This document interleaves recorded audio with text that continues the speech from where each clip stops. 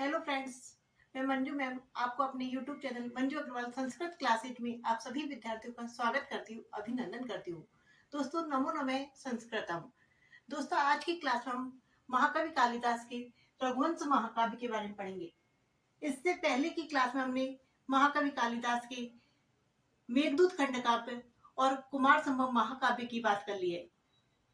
तो आज हमारा रघुवंश महाकाव्य, उसकी आज हम चर्चा करने वाले हैं। हमारी क्लास का टॉपिक रघुवंश महाकाव्य होगा। दोस्तों, आपको पता है कि रघुवंश महाकाव्य के रचयिता कौन है? तो ये महाकवि कालिदास है। ये सामान्य प्रश्न है। हमारा जो लघुत्रय आती है उसमें महाकवि कालिदास के 3 ग्रंथों को शामिल किया गया है। एक तो है हमारा मेघदूत खंडकाव्य, एक है कुमार संभव महाकाव्य और एक है हमारा रघुवंश महाकाव्य। दोस्तों, अगर आपसे पूछे कि लघुत्रय का सर्वश्रेष्ठ ग्रंथ कौन सा है, तो लघुत्रय का सर्वश्रेष्ठ ग्रंथ रघुवंश महाकाव्य कहलाएगा। लेकिन यदि आपसे पूछे कि लघुत्रय का प्रथम ग्रंथ कौन सा है, तो प्रथम ग्रंथ कुमार संभव महाकाव्य कहलाएगा। क्योंकि कालिदास की जो प्रथम काव्य था, प्रथम महाकाव्य था, वो कौन सा था? प्रथम महाकाव्य कौन सा था? हमारा कुमार संभव महाकाव्य। तो लघुत्रय का सर्वश्रेष्ठ ग्रंथ पूछे तो कौन सा आ जाएगा? रघुवंश महाकाव्य। तो दोस्तों, अगर हम इस रघुवंश महाकाव्य के सर्गों की बात करें तो इसमें कितने सर्ग है? तो इसमें 19 सर्ग है। जबकि हमने बात करी थी कुमार संभव महाकाव्य की, तब उसमें कितने सर्ग बताए थे? तो उसमें बताए थे हमने 17 सर्ग। जबकि इसमें कितने सर्ग है? 19 सर्ग है। और जबकि मेघदूत खंडकाव्य ये 2 भागों में विभक्त है, पूर्व में और उत्तर में। तो हम बात करते हैं रघुवंश महाकाव्य की रचयिता की। किसकी बात करते हैं? रचयिता की।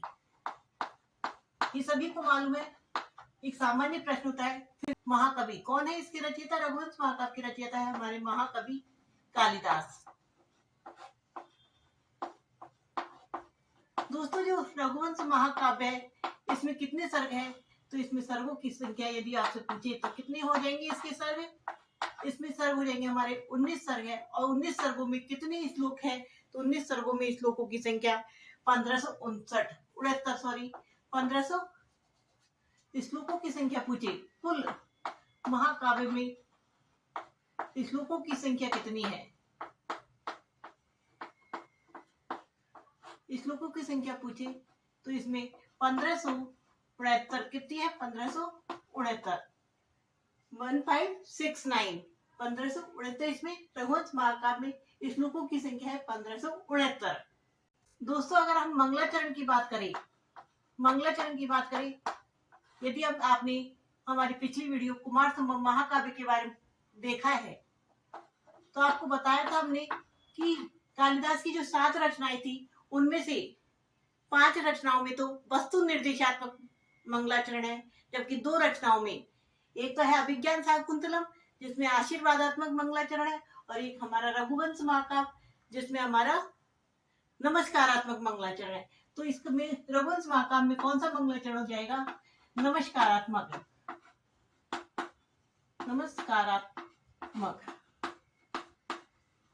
मंगलाचरण। और सबसे पहले किसको नमस्कार किया है? तो इसमें भगवान शिव और पार्वती की सबसे पहले वंदना की है। दोस्तों, कहा जाता है कि जब महाकवि कालिदास ने कुमार संभव महाकाव्य की रचना की थी तो उस महाकाव्य के 8वें सर्ग में, कुमार संभव महाकाव्य के 8वें सर्ग में महाकवि कालिदास ने शिव पार्वती का काम, क्रीड़ा और संभोग का वर्णन किया था। और इसी वजह से शिव जी ने उन्हें श्राप दे दिया था और कोढ़ी हो गई थी। तब वो अगले जब उन्होंने ग्रंथ की रचना की थी, रघुवंश महाकाव्य की रचना की थी, तो सबसे पहले उन्होंने शिव पार्वती का नमस्कारात्मक वंदन किया। तो इसमें जो मंगलाचरण है, जो नमस्कार किया गया है, उसमें किसको नमस्कार किया गया है? सबसे पहले किसकी वंदना की गई है? सर्वप्रथम जो नमस्कार किया है वो किसे किया है? तो वो किया है हमारे शिव पार्वती भगवान शिव पार्वती को।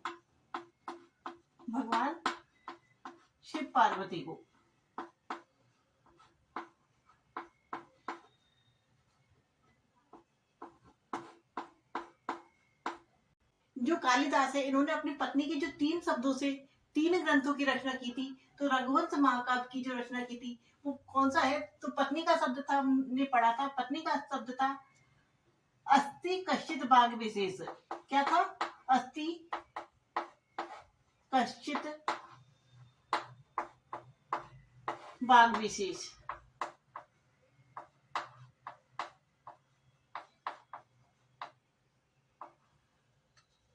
तो जो बाग शब्द है, इस शब्द से ही रघुवंश महाकाव्य की का प्रारंभ होता है। तो मंगलाचरण कहाँ से प्रारंभ होता है? तो बागर्थो विव संप्रक्तौ, बागर्थो विव संप्रक्तौ।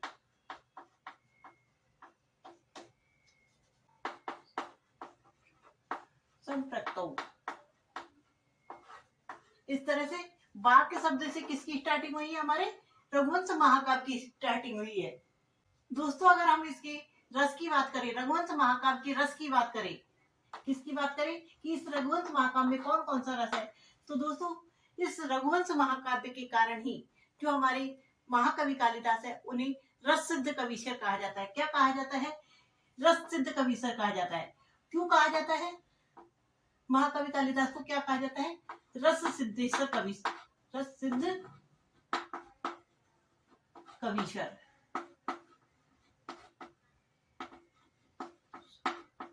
दोस्तों अगर आपसे सिंगल यदि आपसे कवीश्वर शब्द देकर पूछे कि कवीश्वर किस कवि की उपाधि है, तो कवीश्वर आदि कवि वाल्मीकि की उपाधि है। लेकिन यदि रस सिद्ध कवीश्वर पूछे कि कौन से कवि है जो रसों में, सभी रसों में सिद्ध है, तो वह है हमारे महाकवि कालिदास।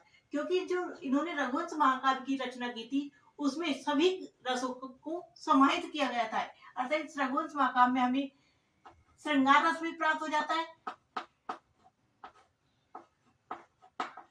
इसी में हमें वीर रस प्राप्त हो जाता है,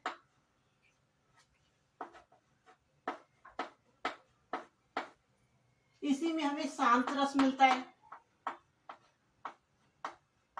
इन सभी करुण रस मिलता है। अर्थात इसी कारण इन्हें कौन से कवि की उपाधि दी गई थी? रघुवंश महाकाव्य के कारण इन्हें महाकवि कालिदास को रस सिद्ध कवीश्वर के नाम से जानते हैं।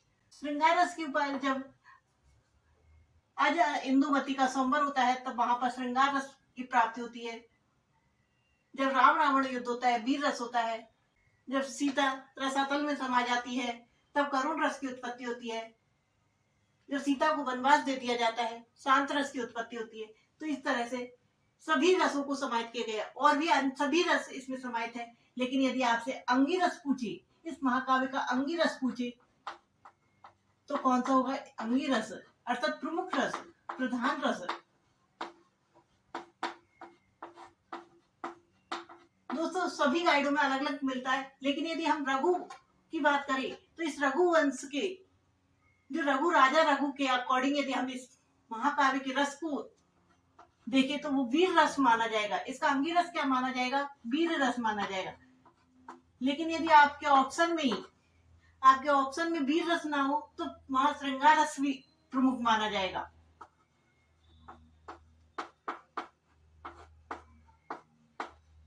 ऑप्शन के अकॉर्डिंग आंसर आएगा। यदि वहां पर वीर रस नहीं है तो श्रृंगार रस आएगा, और यदि वीर रस है और श्रृंगार रस भी है तो वहां पर वीर रस ही आंसर आएगा। दोस्तों अगर हम बात करें इसके में रीति की, रघुवंश महाकाव्य की रीति कौन सी है, तो जो कालिदास है, हमारे महाकवि कालिदास है, उनकी रीति कौन सी? उन्होंने सभी ग्रंथों की रचना की थी, वो वैदर्भी रीति में की थी। तो इस रघुवंश महाकाव्य की जो रीति है वो भी कौन सी रीति हो जाएगी? वैदर्भी रीति हो जाएगी। दोस्तों जो हमारा ये रघुवंश महाकाव्य है, इसमें जो इक्ष्वाकु वंश है, सूर्यवंश, जिसे सूर्यवंशी भी कहा जाता है, इस सूर्यवंशी राजाओं के 31 राजाओं का वर्णन है। कितने राजाओं का वर्णन है? 31। लेकिन यदि आपसे पीढ़ी पूछे तो उसमें पीढ़ी कितनी आएगी? 29 पीढ़ियों का वर्णन है। 29 पीढ़ी में 31 राजाएं हुए थे, उन सभी राजाओं का वर्णन इस रघुवंश महाकाव्य में किया है। क्योंकि रघुवंश महाकाव्य में किया है तो रघु अर्थात राजा रघु के वंशावली है, इसी के आधार पर इसका नाम रखा है रघुवंश। और राजा रघु का जो वर्णन प्राप्त होता है हमें कहाँ पर मिलता है? ये रघुवंश महाकाव्य के 3रे सर्ग में मिलता है रघुवंश महाकाव्य। रघु का, राजा रघु का उल्लेख है। यदि दोस्तों अगर हम राजाओं के क्रम की बात करें, राजाओं के क्रम की बात करें अब, तो सबसे पहले जो रघुवंश महाकाव्य में सबसे पहले जिस राजा को जिसका उल्लेख किया गया है वो है वैवस्वत मनु। वैवस्वत मनु किसका उल्लेख किया है? वैवस्वत मनु। लेकिन यदि आपसे पूछे कि सूर्यवंशी राजाओं का प्रारंभ कहां से है, तो प्रथम राजा राजा दिलीप माने जाएंगे। कौन माने जाएंगे? राजा दिलीप। तो मनु प्रथम क्या थे? इस काव्य के प्रथम मानव मनु है। जबकि यदि राजा की बात करें तो प्रथम राजा कौन है? तो राजा दिलीप इस सूर्यवंशी राजाओं के प्रथम राजा कहलाते हैं। इस राजा दिलीप के पुत्र कौन हुए थे? तो राजा दिलीप के पुत्र हुए थे रघु। उसके बाद हुए थे अज, और अज के पुत्र हुए थे दशरथ। और दशरथ के कौन हुए थे? अज के कौन हुए थे? दशरथ। और दशरथ के कौन हुए थे? तो दशरथ के हुए थे राम। और राम के कौन हुए थे? कुश। और उसके बाद कौन हुए थे? अतिथि। और फिर हम डैश लगा के अन्य कितने राजा हैं? तो इसमें 31 राजाओं का वर्णन है। और अंतिम जो राजा थे, अंतिम राजा थे वो कौन थे? तो अंतिम राजा कौन थे? तो अंतिम राजा का नाम था अग्निवर्ण का वर्णन मिलता है। अग्निवर्ण जो किसके पुत्र थे? सुदर्शन के पुत्र थे। सुदर्शन के पुत्र थे। जो हमारा रघुवंश महाकाव्य है उसका जो नामकरण किया गया है वो किसके आधार पर किया है? राजा रघु के आधार पर इस रघुवंश महाकाव्य का लिखा गया है कि रघु के वंश की वंशावली को इसमें दिखाया गया है। जो रघु की दिग्विजय, रघु ने कौन सी यात्रा की थी? तो रघु ने दिग्विजय यात्रा को संपन्न किया था। इसलिए पूरे महाकाव्य का कवि की दृष्टि में रघु की दिग्विजय यात्रा क्या थी? रघु क्या थे? एक दिग्विजयी राजा थे। इसलिए पूरे वंश महाकाव्य का नाम उन्होंने किसके आधार पर रखा? राजा रघु के नाम पर रघुवंश रखा। इक्ष्वाकु वंश कह दो अथवा सूर्यवंश कह दो। सूर्यवंश के प्रथम राजा पूछे तो राजा दिलीप होंगे। अंतिम राजा पूछे तो अग्निवर्ण कहलाएंगे।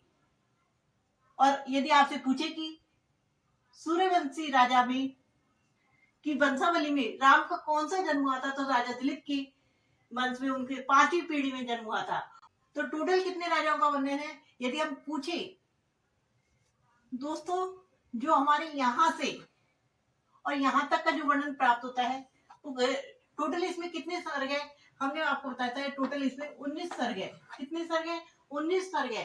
तो जो वैवस्वत मनु से जो पुस्तक का जो वर्णन प्राप्त होता है वो हमें कितने सर्गों में प्राप्त होता है?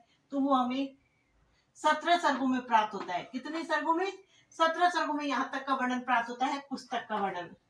उसके बाद जो अतिथि 18वें सर्ग में हमें राजा अतिथि जो कुश के पुत्र है, अतिथि और उनके वंशज राजा अतिथि के सहित मतलब इसमें 18वें सर्ग में हमें टोटल 22 राजाओं का वर्णन प्राप्त होता है। कितने राजाओं का वर्णन प्राप्त होता है? 18वें सर्ग में हमें 18वें सर्ग में हमें 22 राजाओं का वर्णन प्राप्त होता है। एक राजा अतिथि और उसके बाद 21 और राजाओं का वर्णन हमें कहाँ मिलता है? 18वें सर्ग। जो अंतिम सर्ग है 19वें सर्ग में हमें अंतिम जो राजा है अग्निवर्ण जो सुदर्शन के पुत्र है उनका वर्णन हमें कौन से सर्ग में प्राप्त होता है? तो 19वें सर्ग में हमें अंतिम राजा अग्निवर्ण का वर्णन हमें 19वें सर्ग में प्राप्त होता है। तो जो संक्षिप्त वर्णन प्राप्त होता है 22 राजा है उनका तो सिर्फ क्या मिलता है हमें? संक्षिप्त वर्णन, क्योंकि एक ही जो 18वें सर्ग में उसमें ही हमें क्या मिलता है? ये 22 राजाओं का वर्णन। और सबसे जो छोटा सर्ग है वो भी कौन सा है? हमारा 18वां सर्ग। सबसे छोटा सर्ग रघुवंश महाकाव्य का सबसे छोटा सर्ग भी कौन सा है? 18 सर्ग।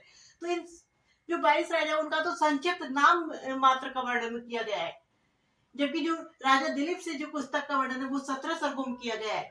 तो इनका जो विस्तार पूर्वक वर्णन तो राजा दिलीप, रघु, आज दशरथ, राम और पुस्तक का वर्णन है। और अंतिम राजा का जो अग्निवर्ण उनका वर्णन हमें 19वें सर्ग में प्राप्त होता है।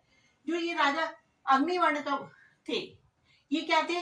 अत्यधिक काम विषयों में आसक्त रहने वाले थे, अर्थात विषय भोगों में भोगी प्रवृत्ति के थे और इसी कारण इन्हें राज्य क्षमा रोग हो गया था। कौन सा रोग हो गया था? राज्य क्षमा रोग हो गया था। तो जब ये इनका क्या नाम है, इनका राज्य शासन चल रहा था, तभी इनकी मृत्यु हो गई थी। और कौन से रोग से हुई थी? तो इनकी मृत्यु हुई थी राज्य क्षमा। कौन सा रोग था? तो राज्य क्षमा। इस तरह का इसे, तो इनकी जो मृत्यु हुई थी, तो मृत्यु के समय क्या थी? इनकी पत्नी गर्भवती थी। तो गर्भवती होने के कारण जो मंत्रियों के द्वारा इनके गर्भस्थ शिशु को क्या कर दिया गया था? राज्याभिषेक कर दिया गया था। अर्थात दोस्तों, अगर हम रघुवंश महाकाव्य की टीका की बात करें, तो टीकाकार मल्लीनाथ जी ने रघुवंश महाकाव्य पर भी कौन सी टीका लिखी है? संजीवनी टीका लिखी है। अर्थात जो लघुत्रयी के तीनों महाकाव्य है, उन तीनों महाकाव्यों पर हमें कौन सी टीका प्राप्त होती है? तो ये मल्लीनाथ जी की संजीवनी टीका प्राप्त होती है। कौन सी टीका प्राप्त होती है? संजीवनी टीका प्राप्त होती है। टीकाकार कौन है? टीकाकार है हमारे मल्लीनाथ जी। मल्लीनाथ, इन्होंने इस रघुवंश महाकाव्य पर भी कौन सी टीका लिखी है? तो संजीवनी टीका लिखी है।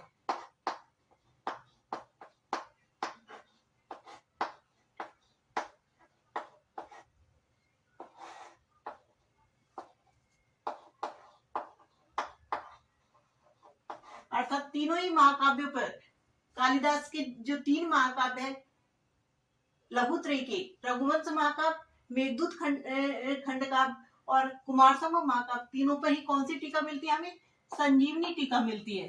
दोस्तों, इस रघुवंश महाकाव्य के कारण जो कालिदास को किस किस की उपाधि प्राप्त होती है? इस रघुवंश महाकाव्य के कारण,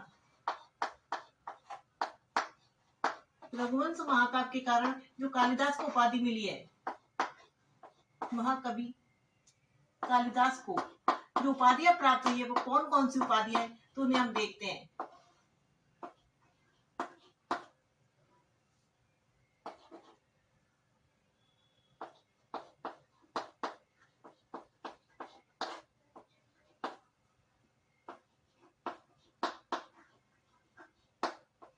आज इंदुमती का संवर्ग हुआ था, तो उन्होंने जो इंदुमती का दीपशिखा के रूप में जो वर्णन किया है, उस दीपशिखा के कारण ही इसमें जो कालिदास है उसे किसकी उपाधि दी है? तो दीपशिखा कालिदास की उपाधि आज इंदुमती संवर्ग के कारण ही जो कालिदास को उपाधि मिली है, वो कौन सी मिली है? तो दीपशिखा कालिदास।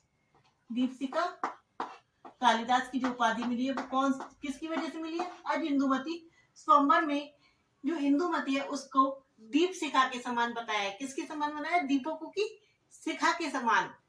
जो रघुवंश महाकाव्य में रघु की जो वंशावली को लिखा है, इसी कारण इसे रघुकार का है। क्या कहा है? रघुकार का है। रघुकार। रघु की जो वंशावली, रघु की जो वंश है, उसकी वंशावली को रघुवंश में पूर्ण रूप से लिखा है, इसीलिए जो कालिदास है उसकी दूसरी उपाधि क्या है? रघुकार है। और दीपशिखा कालिदास के कारण ही इन्हें उपमा कालिदास कहा है। क्या कहा है? उपमा कालिदास कहा है।